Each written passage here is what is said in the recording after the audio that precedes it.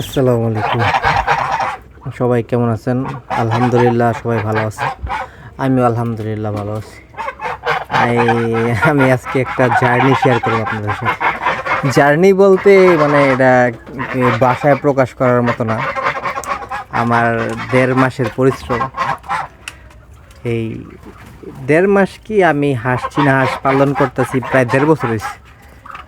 1.5 বছর হয়েছে। বাচ্চা আনছিলাম 3টা ছোট ছোট বাচ্চা আনছিলাম, ওগুলা বড় হয়েছিল। তারপরে নতুন নতুন তো বুঝতে পারি নাই, একটা একটা বাচ্চা মারা গেছিলো। একটা বাচ্চা মানে বড় হওয়ার পরে মারা গেছিলো, ওটা 3 কেজির মতো হয়েছিল। মারা যাওয়ার আগে মানে ঠান্ডা লাগছিল, পরে একটু জমতো ছিল, পরে কাইটটা ফেলাইছি। তখন বুঝতে পারি নাই, নতুন তো ওই জন্য বুঝতে পারি নাই, কাইটটা ফেলাইছিলাম। তো পরে ইউটিউব দেখছি, তারপরে এই স্বাস্থ্যকেন্দ্র মানে পশু হাসপাতাল যেগুলো আছে ওগুলোতে যাইয়া প্রশিক্ষণ নিছি। আস্তে আস্তে এখন মাশাল্লাহ আমি অনেক কিছুই শিখছি হাঁসের ব্যাপারে, চীনা হাঁস, রাজহাঁসের ব্যাপারে মাশাল্লাহ অনেক কিছু ধারণা আমার আছে। এখন আলহামদুলিল্লাহ সমস্যা হয় না। এই যে আমি আলহামদুলিল্লাহ আমার হাঁস এ পর্যন্ত 4বার ডিম পারছে, 2বার বাচ্চা ফুটাইছি। প্রথম 2বার হাঁসা ছিল না আর কি, ছেলে আসছিল না, এই জন্য ডিম ফুটাইতে পারি নাই।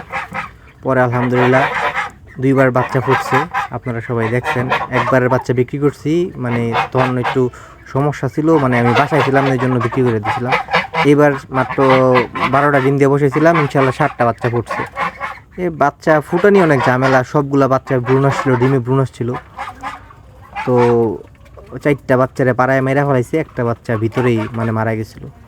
আলহামদুলিল্লাহ 7টা বাচ্চা ফুটছে। প্রথম প্রথম অনেক কষ্ট হয়, মানে অনেক সমস্যায় পড়তে হয়, অনেক সমস্যায় পড়ছিও, আমি নিজেও পড়ছি। যেমন আমি হাট থেকে বাচ্চা আনছিলাম রাজহাঁসের, ওগুলা ব্যারাম ছিল, বুঝতে পারি নাই বা দেখে চিনতে পারি নাই।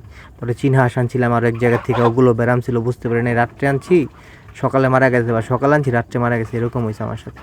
এই যে বাচ্চাগুলা ফুটে, বাচ্চাগুলা কেমনে রাখতে হইব এগুলো জানি না, এগুলো ওই যে পাড়ায় মাইরা ফেলা।